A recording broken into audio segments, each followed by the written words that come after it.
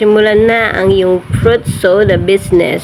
So, meron tayong 4 na ingredient. Una, ang apple syrup. So, maglalagay tayo ng 30 ml sa sukatan. And then, ilalagay sa 22 ounce na baso ang gamit natin. So, ibuhos ang 1/4 cup na soda, Sprite, and then, lagyan ng yelo. Punuin ng yelo ang baso. And then, ilagay ang nata jelly. Ayan, kung kulang pa yung Sprite, dagdagan natin. And then, takpan. Ready na itong ibenta. Sunod naman natin ang Lychee syrup recipe. So, kung wala kayong pang sukat, ipump lang yun ng 4 na beses. Then, lagyan ulit ng Sprite at yelo.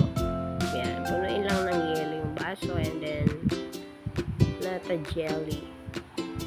So, ganun lang kadali. So, ganun din. Same procedure sa ating strawberry and grape recipe. So, kung gusto rin nyo ng mango, same procedure lang ang gagawin. So, i-try mo na ang negosyo na ito. Sigurado malaki ang kita. Follow for more negosyo recipe. Thank you for watching. Subscribe for more.